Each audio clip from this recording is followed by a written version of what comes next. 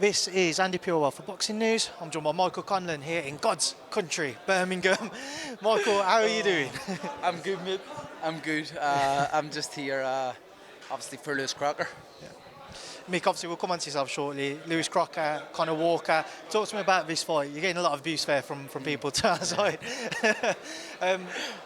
Is it just a matter of it's going to be fireworks? There's no other way that this fight can play out? Yeah, I think so. I've never seen Conor Walker.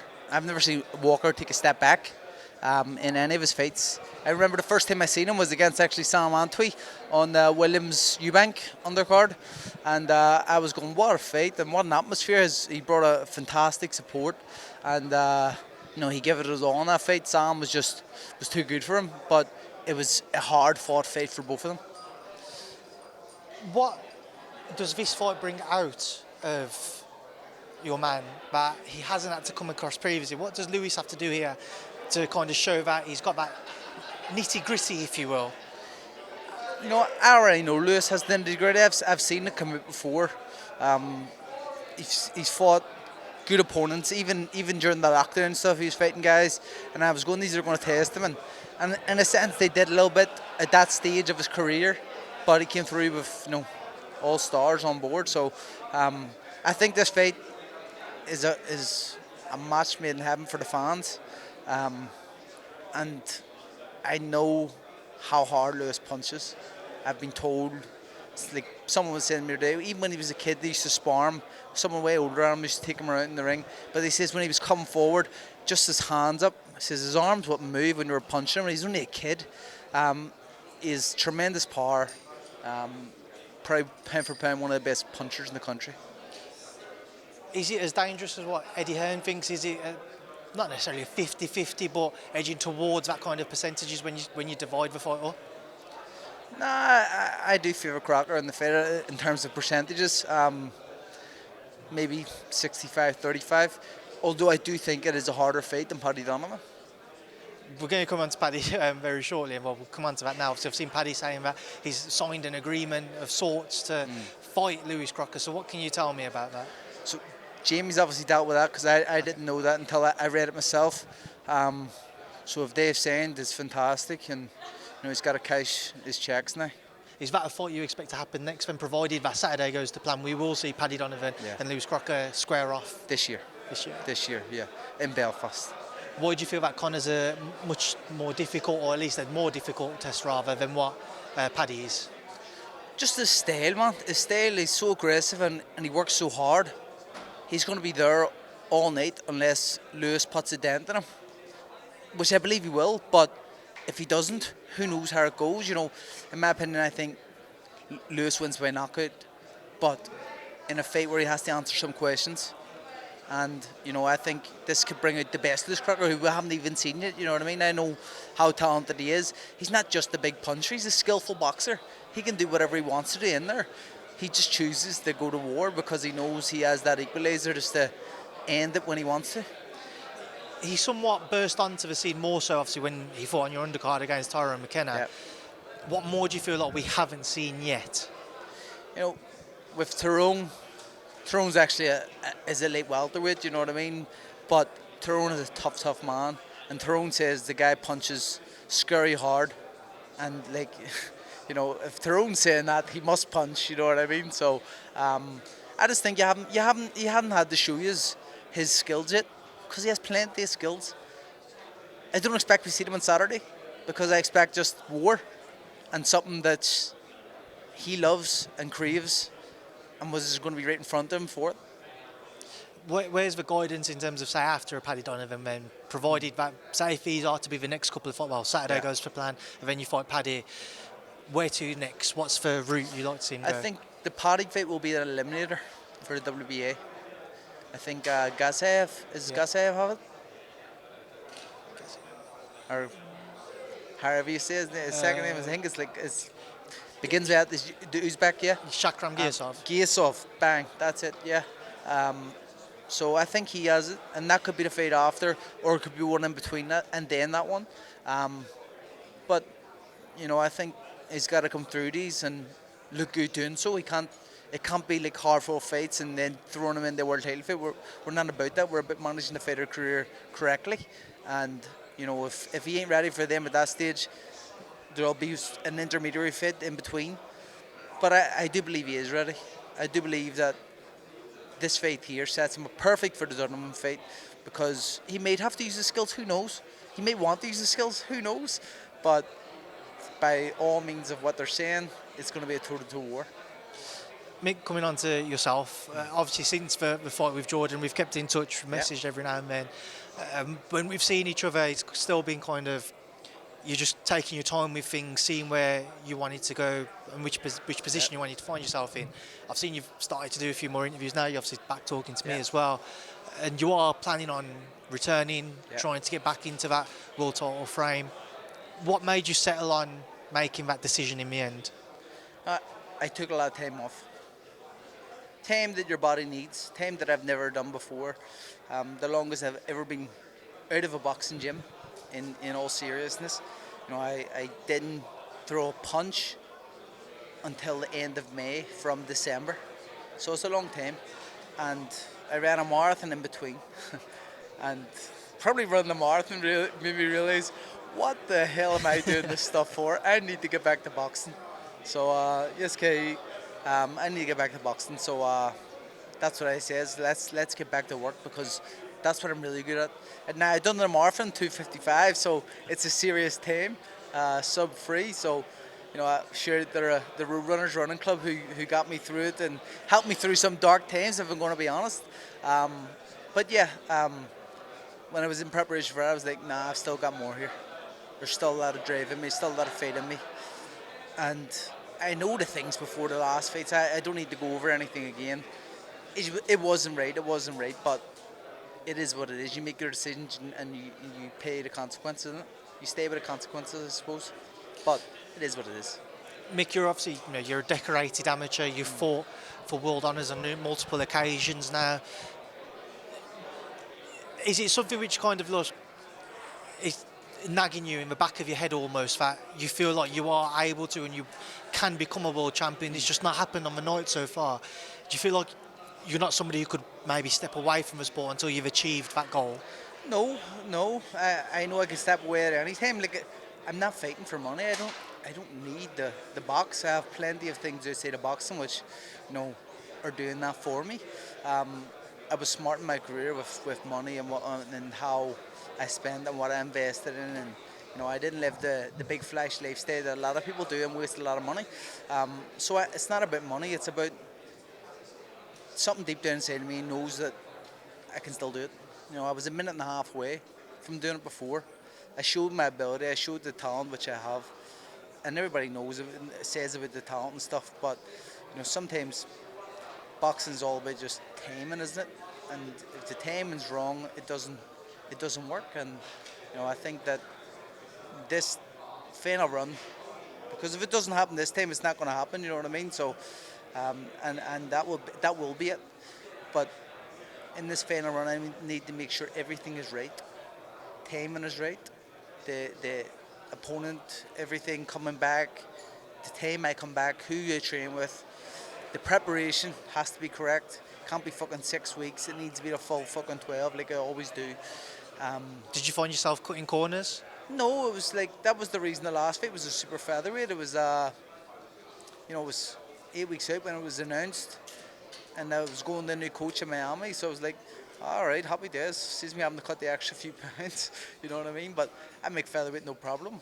I know I look big now, but I'm actually all right. I'm not as heavy as what I probably look, so I'm good. But I don't cut corners in terms of preparation. I don't cut corners, but 6 weeks ain't enough time when I hadn't even trained properly since the Lopez fight after that last one. Then it was October before I even get the second week in October when I got to Miami, and then obviously you're coming back, the flight difference, all out there, all that stuff. So it all plays a part, and I probably rushed the last time, and I shouldn't have.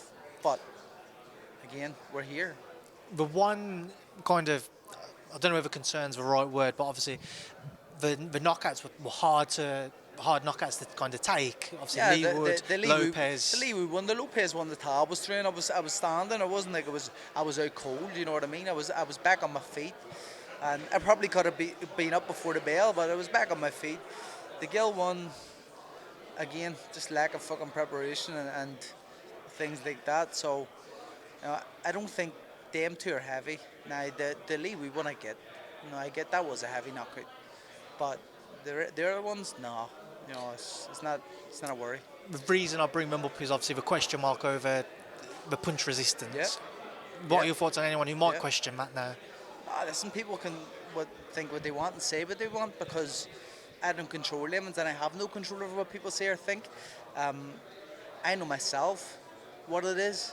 I know myself what I need to do to be back to where I am. And I need punch resistance. I'm good in that sense. I just need the right time, preparation, and I'll be good to go. You mentioned earlier on And I think the time out and away, no sparring, nothing at all, that all helps. Your body gets a rest. So yeah, good. You mentioned earlier on as well making sure the training situation's aligned with where you want to go. What is going to be the plan moving forward? Are you back seeking a new trainer, kind of working things out?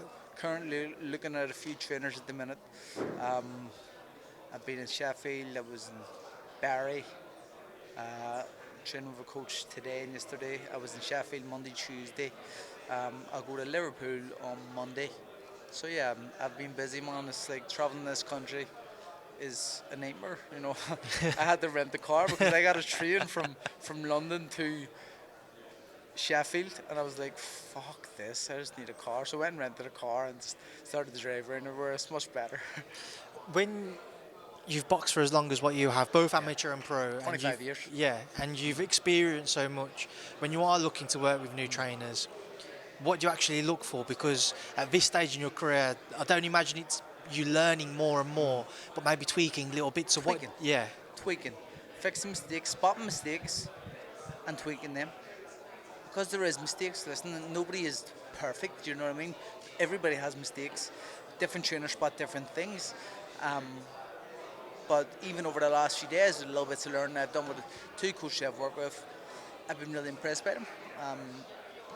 I think they're both, the two I've worked with, are fantastic. I'll have some hard decisions to make by the end of this, but I got to do what's best for my career, and that's the main thing. I'm not going to, again, cut any corners and just rush into something. I've just got to make sure I pick the right person. I'll take some time, not going to rush. I'll have a look at a few more, and I'll take some time. And I'll probably have a decision on the trainer by August, probably. You obviously mentioned Sheffield and Liverpool. Could hazard a guess as to who those trainers are. Are you willing to talk about them, or would you rather not? No, I don't think so. Like, I can speak about them. I train with Grant Smith, and I'll be honest, I think Grant is an unbelievable coach and a very, very knowledgeable man, and also a good man at the same time, a good human being. I really enjoy working with him. So I could end up in Sheffield. I'm going to go to Liverpool. I'll see Stephen Smith. Someone I've always spoke to throughout my career, and someone who's actually kind of just tell me things after the fight and stuff. Not about like trying to train with me or anything like that. Just give me advice on boxing and how I am and how I was taking the losses, because Steve was in the same position me, fought for the world title twice, came up short, and called it a day, and says that you don't want to get to his age and have that kind of regret of like I could have done more, I should have done more. And I really appreciate that, the words he's given me, and I says I'll come and see him. So I'm going to go and see him. And then I was in Barry with Buddy McGirt, and I tried Buddy out last time, and even last time I says he's a fantastic coach. And in hindsight, I probably should have went with Buddy, but you make good decisions, like I say. But a fantastic coach, a boxing brain like no other. He's a real knowledgeable man. I know one thing for you that's incredibly important, Mick, is your family, and I imagine it doesn't get any easier, especially as you get older, to have to travel over to America. Even if you are on the East Coast, it's still being away from your family. It's the longest I've been around my kids, man, since they've both been born. Have you my getting on your daughter nerves was now? my daughter. That's the reason I'm back boxing. No, joking. So you're back on the West Coast instead. Yeah. No, but my daughter actually, I lied because the first year when I turned pro, my daughter lived with me in LA. Yeah.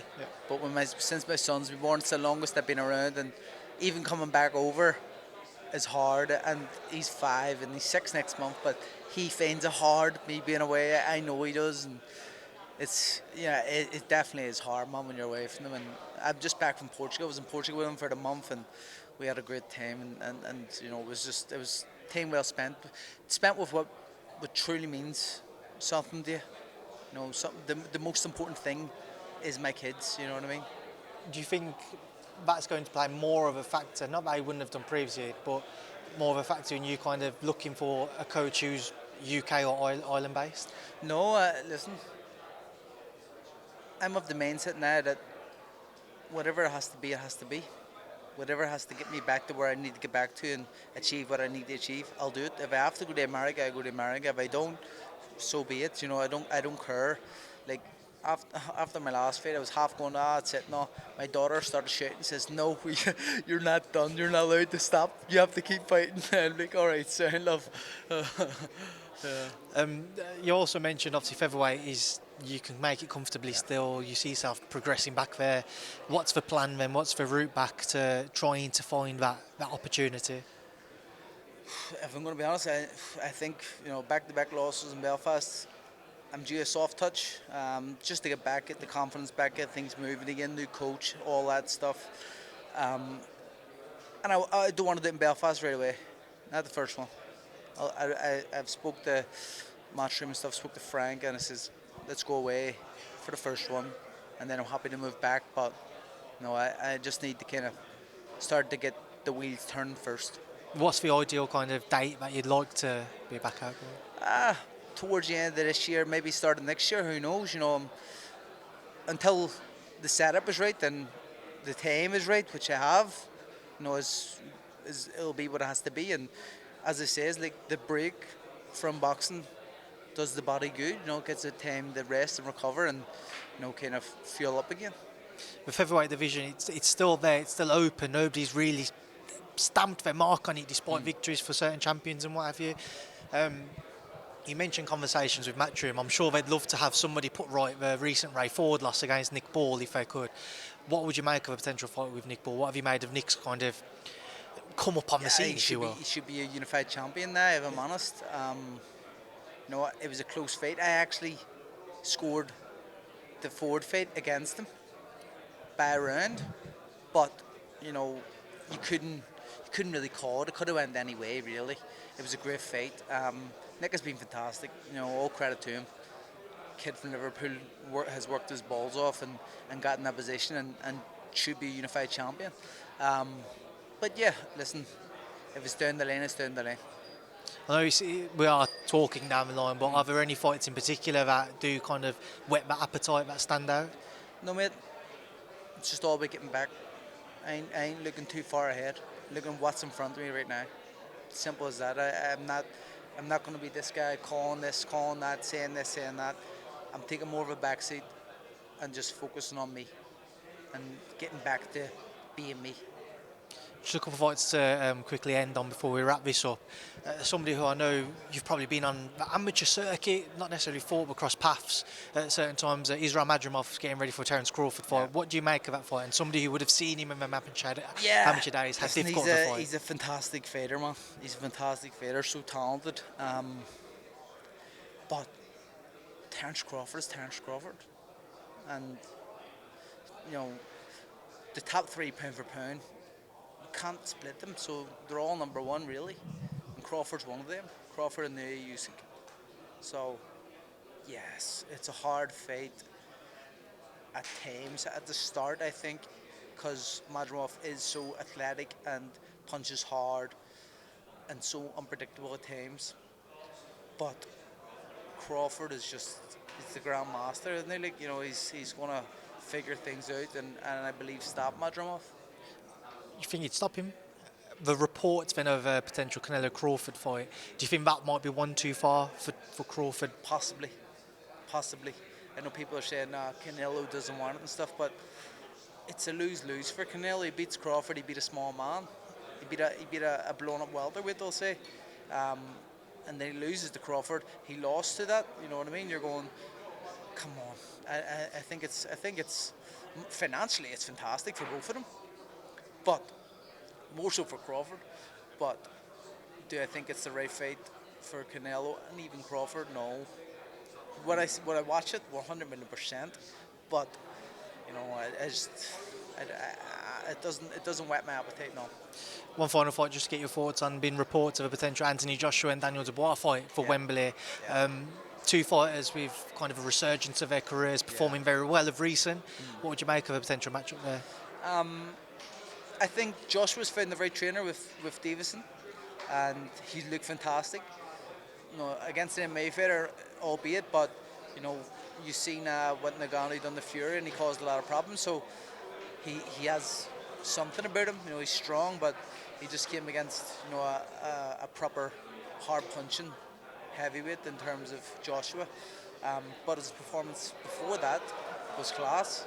So yeah, I think, and Dubois, look, you gotta give him credit after that Dubois stage. He could have just kind of washed away somewhere, but he's come back and he showed heart and grit, and it's an interesting fight. I do think Joshua wins by knockout, but a very interesting fight. Dubois probably gets hit a bit too much, and you can't really be getting hit too much with someone like Joshua. Well, Mick, I appreciate your time. I'll go and get you an England top out of my bag now. No, can't speak anybody but England. ABE, yeah. Mick, thank you, and I'll see you soon. Cheers, mate. Cheers.